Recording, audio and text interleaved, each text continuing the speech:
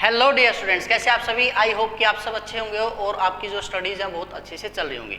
जैसे कि हमारे पिछले लेक्चर के अंदर हमने पढ़ा था मोलिकन स्केल, उसके बाद हम करने वाले थे अल्फ्रेड रोचो स्केल, लेकिन बीच में हमारा एक छोटा सा स्केल मोलिकन जैफे स्केल रह गया और मात्र 2 से 3 मिनट का स्केल है हमारा, इसको हम पढ़ते हैं।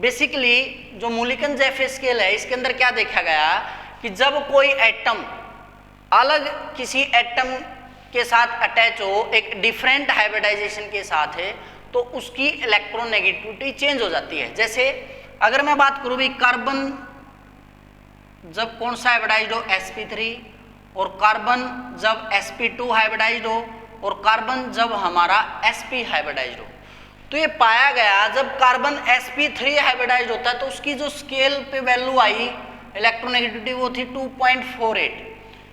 sp2 जब हाइब्रिडाइज के साथ वो जुड़ा 2.75 और जब वो sp हाइब्रिडाइज के साथ जुड़ा तो 3.29 वैल्यू आई। इसी प्रकार से नाइट्रोजन की अगर बात की जाए, नाइट्रोजन अगर sp3 हाइब्रिडाइज था तो उसकी वैल्यू आई 3.68, अगर sp2 हाइब्रिडाइज के साथ था तो उसकी वैल्यू आई 3.94 और जब वो sp हाइब्रिडाइज के साथ था वैल्यू आई 4.6x। आपको ये जो वैल्यूज याद रखने की जरूरत नहीं, आपको बस ऑर्डर याद रखना है कि जब वो sp हाइब्रिडाइज है, sp2 हाइब्रिडाइज है, sp3 हाइब्रिडाइज है, तब उसका ऑर्डर क्या रहता है। तो यहाँ से आपको एक ट्रेंड लगातार देखने मिल रहा होगा कि अगर मैं sp3 हाइब्रिडाइजेशन की बात करूँ, इसके अंदर परसेंटेज s कैरेक्टर हम कैसे निकालते हैं, पूरे को अगर मैं 100% मान लूँ, उसके अंदर एक हिस्सा s का और 3 हिस्से p के है। sp3 है तो इसको अगर मैं डिवाइड बाई 4 करता हूँ तो कितने परसेंट s कैरेक्टर sp3 के अंदर 25। अगर मैं sp2 के अंदर परसेंटेज s कैरेक्टर निकालता हूँ और 100 को डिवाइड करता हूँ, एक s है 2 p है 3 से, तो कितना होता है हमारा परसेंटेज s कैरेक्टर 33.3। और sp के केस में अगर परसेंटेज s कैरेक्टर निकालता हूँ तो 100/2 कितने परसेंट s कैरेक्टर है, 50% s कैरेक्टर। तो यहां से एक ट्रेंड आपको देखने को मिल रहा है, जितना ज्यादा एस कैरेक्टर बढ़ता जा रहा है यहाँ पे जो वैल्यू है इलेक्ट्रोनेगेटिविटी की वो भी क्या होती जा रही है, इंक्रीज होती जा रही है। यही क्या है हमारा मोलिकन जैफे स्केल।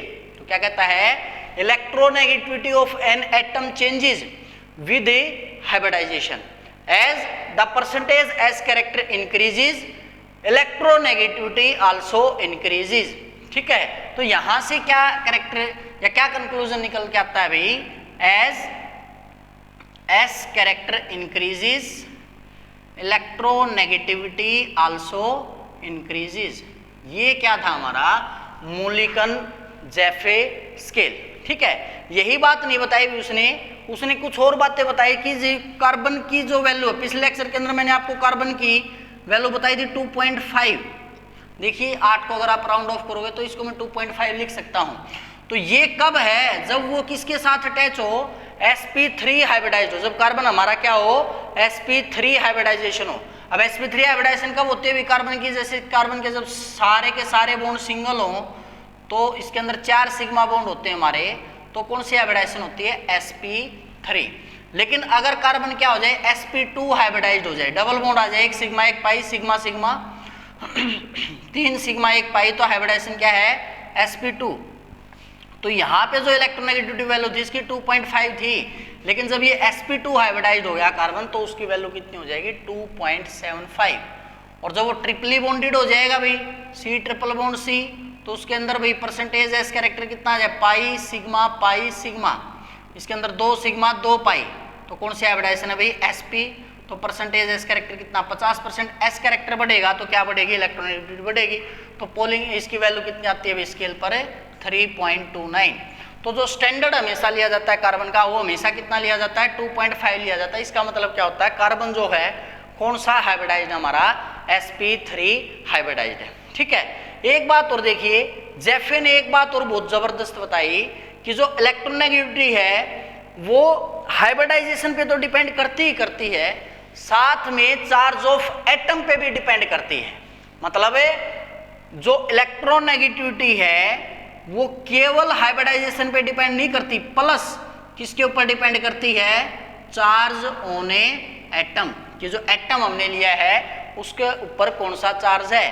तो उसके बेस पर उन्होंने क्या बताया भाई कि जो rate of change of electronegativity होगा वो किसके साथ होगा, चार्ज के साथ होगा। ठीक है, तो क्या कहना था उनका, अगर कोई लार्ज साइज एटम है, सॉफ्ट है और पोलराइजेबल एटम है, ठीक है, तो उसका जो हम क्या बोले चार्ज कोफिशिएंट, वो क्या होगा, लो। चार्ज कोफिशिएंट क्या होगा, लो।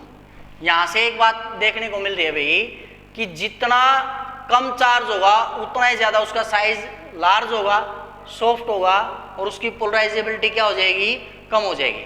जबकि उसकी तरफ इसके अपोजिट अगर मैं यहाँ पे क्या ले लूँ, लार्ज की जगह क्या ले लूँ मैं, स्मॉल, सॉफ्ट की जगह क्या ले लूँ, हार्ड, और पोलराइजेबल की जगह क्या ले लूँ, नॉन पोलराइजेबल, तो उसका लो नहीं होगा चार्ज कोफिशिएंट, उसका चार्ज कोफिशिएंट क्या होगा, हाई होगा। तो कोई भी एटम जिसका लार्ज चार्ज कोफिशिएंट होगा उसकी इलेक्ट्रोनेगेटिविटी भी क्या होगी, ज्यादा तेजी से बदलेगी। मतलब कोई एक ऐसा एटम है जो लार्ज, सॉफ्ट और पोलराइजेबिलिटी उसकी कम है या ज्यादा है, हाँ ज्यादा है, तो उसका चार्ज कोफिशिएंट कम होगा, मतलब उसकी जो पोलिंग स्केल पर इलेक्ट्रोनेगेटिविटी है वो ज्यादा चेंज नहीं होगी।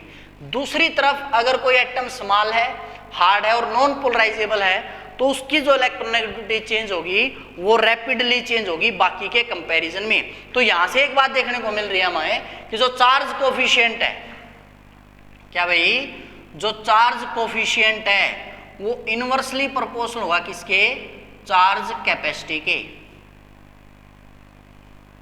इसके। देखिए यहाँ पे लार्ज साइज था तो कोफिशिएंट लो था, अगर साइज स्मॉल आता है तो कोफिशिएंट लार्ज है। तो यहाँ पे अगर चार्ज कोफिशिएंट ज्यादा है इसका मतलब उसकी चार्ज कैपेसिटी क्या है, लो है। ठीक है, तो यही रीजन रहता है कि आप फ्लोरीन की जब इलेक्ट्रोनेगेटिविटी की बात करते हो, फ्लोरीन वैसे तो पीरियोडिक टेबल का मोस्ट इलेक्ट्रोनेगेटिव एलिमेंट है, लेकिन इलेक्ट्रॉन एफिनिटी उसकी सबसे ज्यादा नहीं है।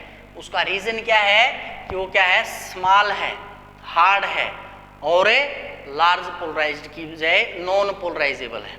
क्लियर है? तो ये था हमारा Mulliken Jaffe scale. Next lecture के अंदर हम करेंगे अल्रेड रोचो और फिर उससे नेक्स्ट मिस एंडरसन और लास्ट में हम इसके न्यूमेरिकल करेंगे।